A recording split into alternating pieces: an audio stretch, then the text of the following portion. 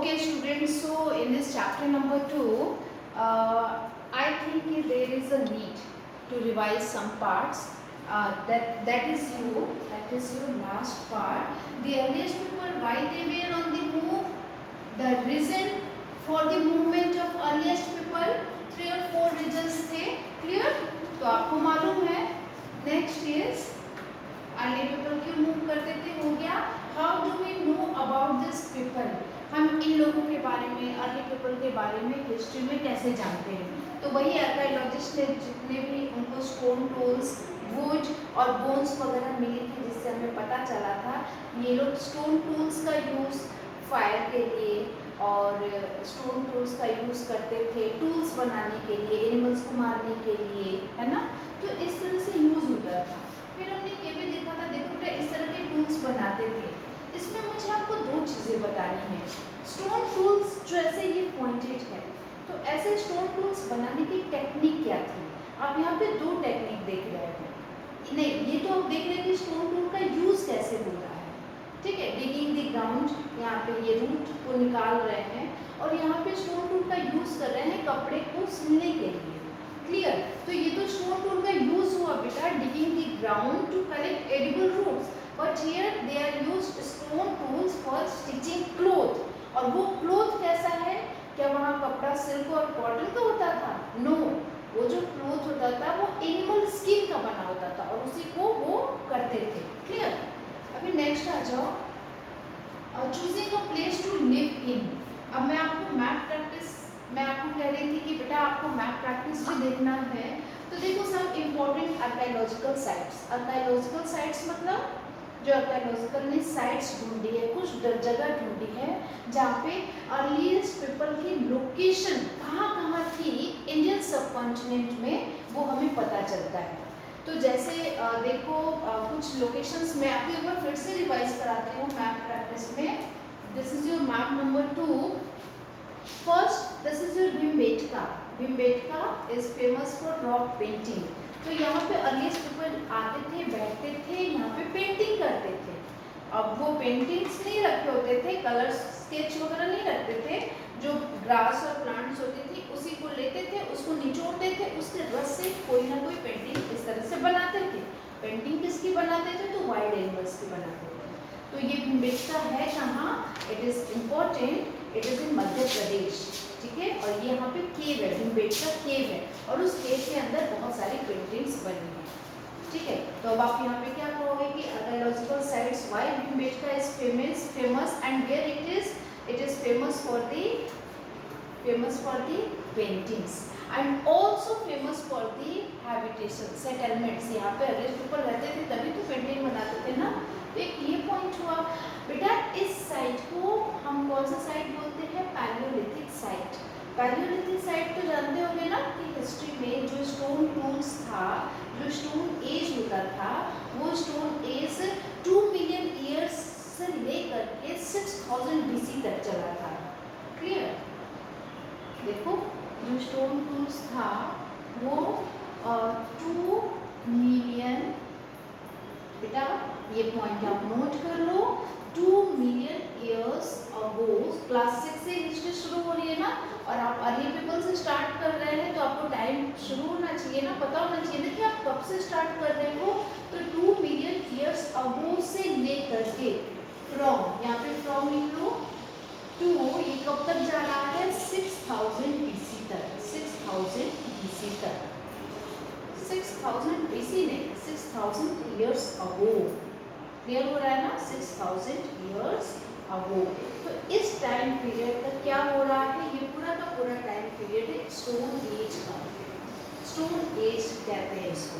तो ये जो टाइम पीरियड है बेटा, तो आपको पता था ना कि स्टोन एज में 3 पीरियड होते थे. एक मैंने बताया था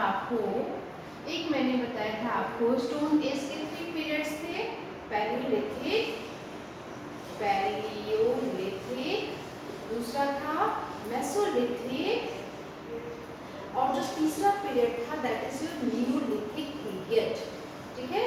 तो पैलियोलिथिक पीरियड में क्या हुआ था कि जो स्टोन टूल्स से बहुत बड़े बड़े होते थे, क्योंकि उस समय कुछ था ही नहीं, लोगों को कुछ भी समझ में नहीं आता था. उनको तो बस जो अर्ली पीपल थे उनको तो बस कुछ ये करते थे, हंटिंग करते थे, गैदरिंग करते थे। लेकिन जैसे जैसे मेसोलिथिक पीरियड आया तो ये पैलियोलिथिक टाइम पीरियड क्या था इनका? ये शुरू होता है कब से? ये शुरू होता है बेटा, इसका टाइम पीरियड लिख लो, 2 मिलियन ईयर्स अगो से लेकर के 12,000 ईयर्स अगो। ये टाइम पीरियड किसका है? पैलियोलिथिक का है। मेसोलिथिक का टाइम पीरियड अब 12,000 तक तो ठीक है, इन लोगों ने इस टाइम तक क्या किया, स्टूल्स पत्थरों को ऐसे ही मारते थे, हंटिंग करते थे, गैदरिंग करते थे, ठीक है। मेसोलिथिक में क्लाइमेट चेंज होता है। इस टाइम में क्या होता है? क्लाइमेट चेंज होता है। क्लाइमेट चेंज होता है यानी कि अब जो क्लाइमेट होती है पूरे वर्ल्ड की वो वार्म हो जाती है, ठंडी से अब थोड़ी थोड़ी गर्म होने लग गई है। और इसीलिए क्लाइमेट चेंज होने से क्या डेवलप होता है? ग्रासलैंड्स डेवलप होता है। समझ रहे हो ना? ये किसके टाइम पीरियड में हो रहा है? मेसोलिथिक के पीरियड में। बेटा आपसे ऐसे क्वेश्चंस पूछे जा सकते हैं कि ग्रासलैंड्स डेवलप कब हुई थी या वर्ल्ड में क्लाइमेट चेंज कब हुआ था? ग्रासलैंड्स डेवलप हो रही है और जो टाइम पीरियड जो इसका लिखोगे टाइम पीरियड था तो वो लिखोगे 12,000 ईयर्स अगो। 12,000 ईयर्स अगो से टाइम पीरियड चेंज हो रहा है। तो उसके पहले क्या था? 2 मिलियन ईयर से 12,000 तक वो क्या रहा था? ऐसे ही हो रहा था, बड़े बड़े पत्थर थे, अगले पेपर मारते थे, तो ऐसे काम हो रहा था। लेकिन जब क्लाइमेट चेंज होता है तो ग्रासलैंड्स डेवलप होती हैं और कुछ एनिमल्स आते हैं, ग्रास ईटर्स एनिमल्स आते हैं, ठीक है। अब एक और टाइम पीरियड है बेटा नियोलिथिक। तो ये जो 12,000 था बीच वाला टाइम पीरियड था, ये कब तक चला था? 6,000 ईयर्स अगो था। यानी कि 12,000 से 6,000 ईयर्स अगो तक ये वाला टाइम पीरियड चला था। कहोगे कि मैम आप क्या ये सब बता रही हैं, नियोलिथिक टाइम पीरियड आप क्या कह रही हैं, मुझे समझ में नहीं आ रहा है। तो बेटा ऐसे समझ लो, जो नियोलिथिक पीरियड है इसमें कुछ नया हो रहा है। न्यू का मतलब ही है कुछ नया हो रहा है। तो नया कब से हो रहा है? जब 6,000 से शुरुआत हो रही है। 6,000 ईयर्स अगो से शुरुआत हो रही है नया होने की। अब इसमें क्या नया आ गया? अब इसमें ये हुआ कि भाई फायर का, लोगों ने फायर को कब देखा था? पैलियोलिथिक में, जब स्टोन से स्टोन फेंकते थे तो फायर निकला, वहां से स्टोन्स लड़के फायर निकले। तो लोगों ने सोचा कि ये क्या है, ये फायर क्या? उनको फायर का कॉन्सेप्ट ही नहीं पता। उन्होंने सोचा ये है क्या। तो फिर जब धीरे धीरे ऑब्जर्व करने लगे, देखने लगे, तो मालूम चला कि ये तो बड़े काम की चीज है फायर, है ना। तो फायर का कॉन्सेप्ट पैलियोलिथिक पीरियड में ही आ गया था। फायर इंट्रोड्यूस कब हुआ था? पैलियोलिथिक पीरियड में। अगर मैं कहूँ कि पैलियोलिथिक पीरियड में क्या हुआ था तो बोलोगे कि मैम फायर इंट्रोड्यूस हुआ था, फर्स्ट टाइम इंट्रोड्यूस हुआ था, लेकिन यूज होना भी शुरू नहीं हुआ था। यूज होना शुरू होता है मेसोलिथिक टाइम पीरियड में, ठीक है। तो ये हो गया, फायर इंट्रोड्यूस हो गया। और क्या हो रहा था उस समय? स्टोन टूल्स यूज हो रहे थे, बड़े बड़े स्टोन टूल्स यूज हो रहे थे। तो लिखोगे यहाँ पे big and rough stone tools use हो रहे थे। समझ रहे हो ना? क्लियर? और जब मेसोलिथिक आया तो जो स्टोन टूल्स था वो कैसा हो गया? पॉलिश्ड हो गया, मतलब कि अब वो और थोड़ा छोटा हो गया, अब थोड़े से स्मार्ट हो गए ना, अर्ली पीपल स्मार्ट हो गए। तो मेसोलिथिक वाला टाइम पीरियड में क्या होता है? ये मेसोलिथिक पीरियड क्लाइमेट चेंज होता है, नंबर 1 ग्रासलैंड्स डेवलप होती है, नंबर 2 टाइम पीरियड याद रखना 12,000 ईयर्स से 6,000 ईयर्स अगो, नंबर 3 और एक चीज और लिख लो यहाँ पर, अब यहाँ जो स्टोन टूल्स है वो कैसा हो गया है? वो हो गया है कैसा? माइक्रोलिथ। माइक्रोलिथ मतलब होता है छोटे छोटे स्टोन टूल्स आ गए, माइक्रोलिथिक स्टोन टूल्स। समझ में आया ना बेटा? क्लियर? और फिर कहोगे मैम वो सब तो ठीक है, लेकिन मुझे नियोलिथिक का बताओ कि नियोलिथिक में क्या हुआ था। तो मैंने बताया ना कि कुछ नया हो रहा है। अब बड़े पत्थर से छोटे पत्थर पे आ गए, अब छोटे पत्थर से थोड़ी और स्मार्ट पत्थर देंगे। कैसे स्मार्ट पत्थर? पॉलिश्ड वाले स्टोन टूल्स। कैसे बेटा? नाउ अब वो यूज करेंगे पॉलिश्ड स्टोन टूल्स को। अब वो स्मार्ट हो गए ना। तो ये कौन से पीरियड में हो रहा है? नियोलिथिक पीरियड में हो रहा है। अब कहोगे कि मैम टाइम तो बता दो, तो इस नोट कर लो अपनी नोटबुक में, बहुत इंपॉर्टेंट है। क्लियर? और मैंने दिया है, बता दो, यूट्यूब वन में मैंने इस तरह के क्वेश्चन दिए हैं। क्लियर? और न्यूलिथिक पीरियड का टाइम पीरियड क्या है? 6000 ईयर्स अगो से स्टार्ट हो रहा है। समझ रहे हो ना? तो ये टाइम पीरियड लिख लो। इसमें स्टोन टूल्स कैसे थे? पॉलिश किए हुए होते थे। और यहाँ पर शुरू होता है एग्रीकल्चर। आपने देखा ना कि हंटिंग गैदरिंग से ग्रोइंग फूड ग्रो करने लगेगा। जब वो 6000 ईयर्स अगो के आसपास आने लगे तो उनको सब समझ में आने लगा कि एग्रीकल्चर भी होता है। एग्रीकल्चर आने से क्या हुआ? सेटलमेंट हुआ। अब वो एक जगह रुकना शुरू कर दिए। सेटलमेंट आने से क्या हुआ? डोमेस्टिकेशन हो गया। अब वो केवल इतना ही काम क्यों करेंगे? वो तो अपने एनिमल्स को भी पालेंगे ना। तो सेटलमेंट स्टार्ट हो गया, डोमेस्टिकेशन शुरू हो गया, है ना। और कुछ क्राफ्ट एक्टिविटी भी करने लगे, है ना। क्राफ्ट एक्टिविटी भी करने लगे, बास्केट बनाना शुरू कर दिए, ग्रुप में रहना शुरू कर दिए। समझ रहे हो ना? देख रहे हो ना कैसे सिविलाइजेशन डेवलप हो रहा है। तो बेटा इम्पोर्टेंट क्या है ओवरऑल, किस पीरियड में क्या काम हुआ और टाइम पीरियड क्या है, ये हमेशा याद रखना। क्लियर? तो अब हम बात कर रहे थे हाँ, तो भीमबेटका में, तो भीमबेटका में क्या हुआ था कि रॉक पेंटिंग हो रही थी। जो दूसरा इम्पोर्टेंट है बेटा that is your Kurnool caves, Kurnool caves. और तीसरा है हुंस्की। हुंस्की कहाँ है? कर्नाटका में। आप हुंस्की के नीचे बुक में लिख लो यहाँ पे कर्नाटका, और ये पूरा आपका कर्नाटका है। आप देख रहे हो ना, ये पूरा कर्नाटका है। तो ये लिखो हुंस्की के नीचे कर्नाटका।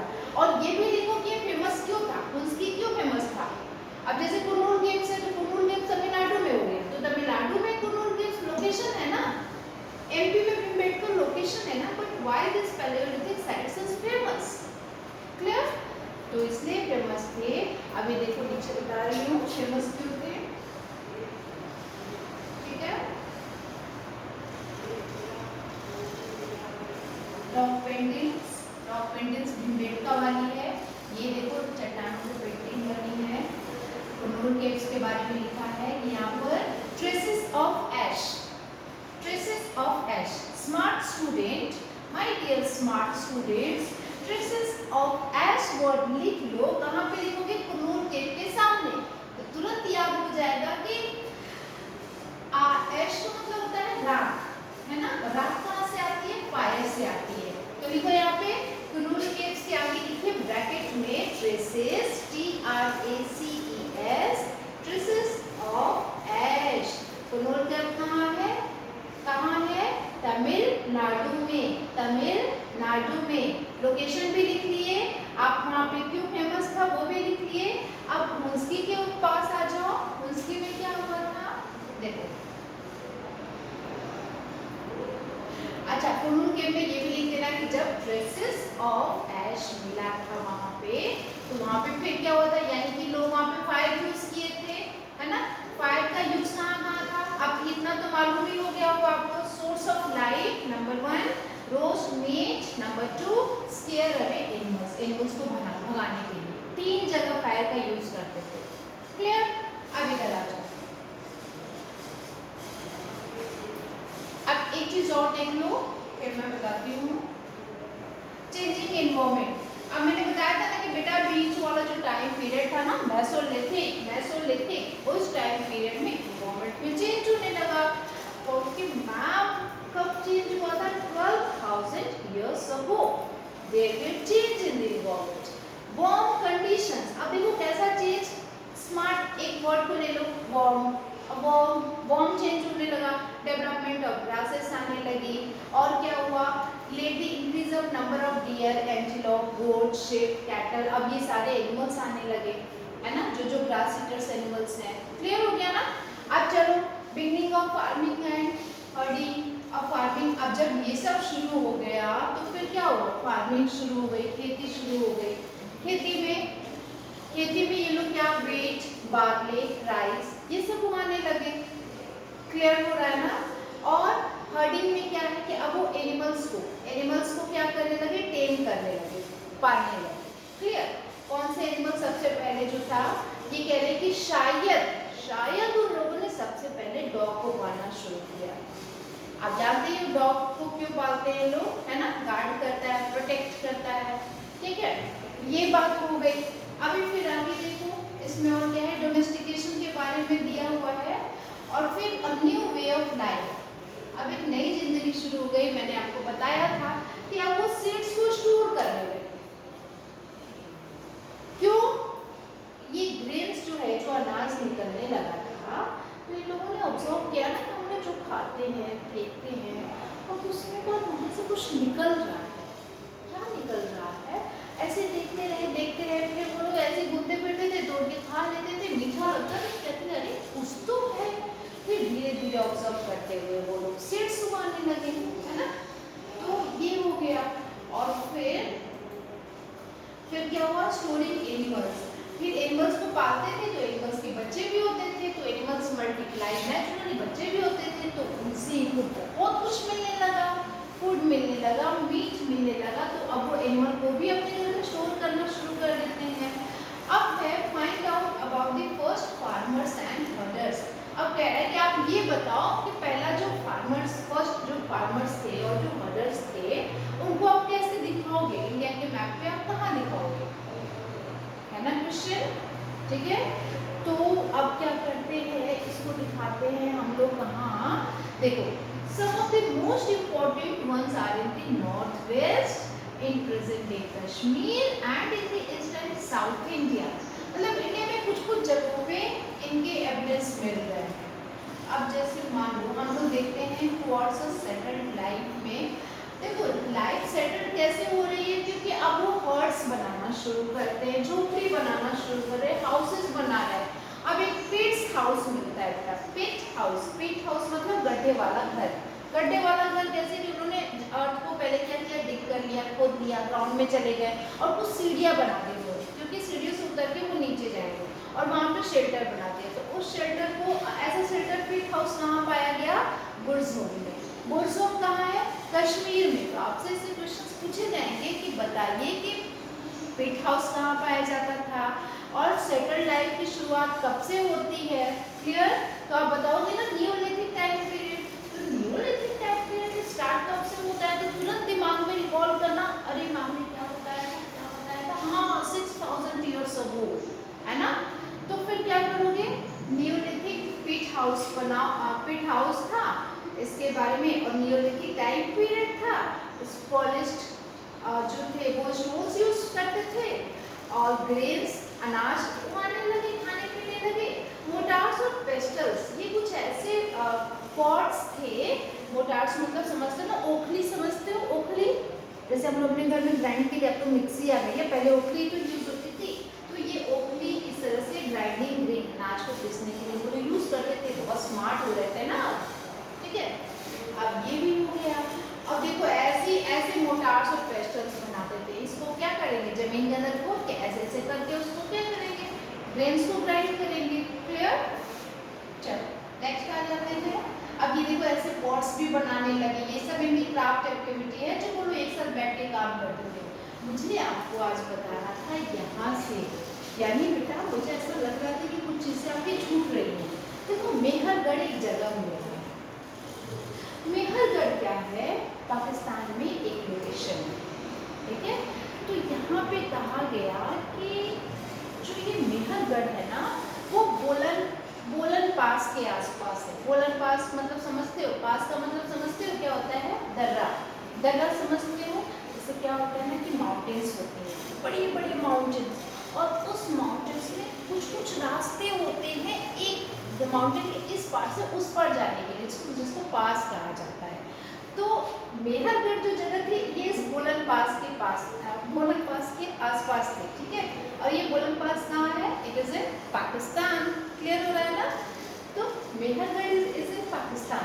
अब मेहरगढ़ में क्या हुआ था, हम इनको क्यों इतना पढ़ रहे हैं, because Mehrgarh was probably one of the place where people learn to grow barley and wheat। अब जल्दी से यहाँ पे मार्क करो मेहरगढ़ के सामने बार्ले एंड व्हीट, यानी कि आपसे पूछा जाएगा कि मेहरगढ़ की इंपॉर्टेंस क्या है, तो बताओगे ना कि हाँ वहाँ पे तो गेहूं और जौ की खेती हुई थी, and ma'am it is in Pakistan near बोलन पास, क्लियर। ये चीज इंपॉर्टेंट है, समझ लो बाघे और बिट्टू गाते थे और वहाँ पे बहुत सारे एनिमल्स भी पालते थे। क्लियर हो गया ना? और क्या देखोगे इसमें, मेहरगढ़ में कुछ ऐसी हाउसेस भी मिली हैं, कुछ घर भी मिले हैं, पेट हाउस नहीं, कौन से घर मिले हैं, रिमेन्स ऑफ स्क्वायर और रेक्टेंगुलर हाउसेस। देखो ऐसे घर मिले हैं मेहरगढ़ में, देखो देखो पांच है, ठीक है, ये हाउस मिले हैं, हाउस इन मेहरगढ़, ये वाला, ठीक है। तो ऐसे घर वहाँ पे उस समय बना करते थे। कब की बात है ये? 6000 years ago, ठीक है। और यहाँ पे इनके रिलेटिव वगैरह सब रहते थे एक साथ। अब देखो मेहरगढ़ में एक ब्यूरियल मिली है, बेटा ब्यूरियल वर्ड को पेंसिल से ऐसे राउंड करो। अब ये ब्यूरियल क्या है? तो ब्यूरियल का मतलब होता है डेड बॉडी। क्लियर? तो जब आर्कियोलॉजिस्ट ने अर्थ को एक्सकैवेट करना शुरू किया तो अर्थ के नीचे से ब्यूरियल्स मिली, मेहरगढ़ में मिली। तो जब ब्यूरियल्स मिली, ये देखो ये जो आदमी लेटा हुआ है ना, तो ऐसा लग रहा है कि ये उसको ऐसे लिटा दिया गया था, उसको मरने के बाद उसके, और उसके आसपास देखो ये कितने सारे बोन्स मिले हैं। ये लग रहा है कि किसी बर्ड की बोन है, ऐसा लग रहा है। तो क्या एक बर्ड या किसी डेड बॉडी के साथ किसी एनिमल्स को भी जिंदा डाल दिया जाता था क्या, कि उसके बोन्स बनते थे, है ना? So can you identify the skeleton of the goats? ये बकरियों को इनके साथ क्यों रखा जाता था? समझ रहे हो मेहरगढ़ की इंपॉर्टेंस? मैं मेहरगढ़ के बारे में क्या क्या बता रही हूँ। वहाँ पे हाउसेस कैसी थी, है ना, रेक्टेंगुलर और स्क्वायर हाउसेस। फिर क्या था वहाँ पे, अब ऐसा वहाँ पे माना जाता था, जैसे आज हमारे यहाँ क्या होता है कि जब किसी की डेथ होती है तो जब उनका दान संस्कार होता है, क्रिमेशन उसको बोला जाता है, तो हम लोग क्या करते हैं, बहुत सारी चीज़ें दान करते हैं। एनिमल्स को भी, काऊ वगैरह को भी दान कर देते हैं, डोनेट करते हैं। और हम लोग क्यों करते हैं? हम लोग ऐसा मानते हैं ना कि अगर इनके मरने के बाद जो भी चीज़ें हम इनको दान करेंगे वो सब इनको अगले जन्म में मिलेंगी। समझ रहे हो? इससे इनको सुख मिलेगा। तो ये लोग ये perhaps they believe that there is some form of life after death. इनका भी मानना था, उस समय के लोग ये मानने लगे थे कि शायद ये जो लाइफ खत्म हो रही है, इसके जो डेथ हो रहा है, इसके बाद भी एक लाइफ शुरू होगी, लाइफ आफ्टर डेथ। और burial is one such arrangement. इसीलिए जो ये ब्यूरियल्स मिली हैं आर्कियोलॉजिस्ट को, ब्यूरियल साइट्स पे मिली। साइट्स मतलब जिन जगहों पे ब्यूरियल मिली है उसको ब्यूरियल साइट्स बोलते हैं। तो ये सब मिली है मेहरगढ़ में, है ना। वहाँ पे dead person was buried with goats, बकरी के साथ उसको क्या किया जाता था, दबा दिया जाता था। और जिंदा बकरी और आदमी मरा हुआ, ठीक है। और इसलिए क्योंकि इसको अगले जब इसका जन्म होगा तो इसको खाने पीने की दिक्कत नहीं आएगी। आगे केप पेंटिंग इन फ्रांस की केप पेंटिंग है, उसके बारे में ये दिया हुआ है, तो इसके बारे में पढ़ लेना होमवर्क में। अब जाके चैप्टर मुझे लगता है कि मैंने अच्छे से कंप्लीट करा दिया। समझ रहे हो ना? ये देखो कुछ कीवर्ड्स हैं, इसमें से भी कीवर्ड्स में से भी आपको मैं कुछ पूछ सकती हूँ एग्जाम में। नियोलिथिक के बारे में, ब्यूरियल्स क्या है उसके बारे में। ब्यूरियल्स फिर से बता दूँ, the dead body found in the earth surface that is known as burials, जिससे पास्ट हिस्ट्री, एंशिएंट हिस्ट्री लिखी गई। क्लियर? Herders, farmers. माइक्रोलिथ्स क्या है? माइक्रोलिथ्स वो स्टोन टूल्स थे जो मेसोलिथिक पीरियड में पाए गए थे, छोटे छोटे stone tools. Mesolithic time period क्या है? जो 12,000 से 6,000 ईयर्स अगो तक चल रहा है ना। पैलियोलिथिक जो 2 मिलियन ईयर से 12,000 तक चल रहा है, टाइम पीरियड याद रखना। एक वर्ड है हैबिटेशन। हैबिटेशन का मतलब वो जगह इन हिस्ट्री में, वो साइट जहाँ पे early people use to habitat रहा करते थे। हैबिटेशन। फैक्ट्री, फैक्ट्री मतलब जहाँ पे वो बैठ के स्टोन टूल्स बनाया करते थे। साइट मतलब होता है प्लेस, बाकी तो आप समझ ही रहे हो, ठीक है। तो हम लोग इंडिया के बारे में बात कर रहे थे ना। अगर हम बात करते हैं अनियोलिथिक साइट एल्सवेयर में, तो find Turkey in your Atlas. Atlas में टर्की देखो, तो अभी तो मेरे पास एटलस नहीं है, लेकिन देखो वहाँ पे क्या लिखा गया है, वहाँ पे नियोलिथिक साइट्स मिले हैं, ठीक है। इसको एक बार रेड कर लेना। Okay class, so this is all about the today's chapter. अभी मैं देखती हूँ कुछ कुछ पार्ट्स अगर ज्योग्राफी में या सिविक्स में बचा हुआ है तो I will take it. Okay, so class, your homework is some of the students has not sent their SST holiday SST UT1 notebook work. They have not completed. I will mark you at 0. I will mark you 0. Remember. Okay. Now class अपनी notebook को complete रख लो. Time ले लो. 1 day more you can take, but complete your notebook.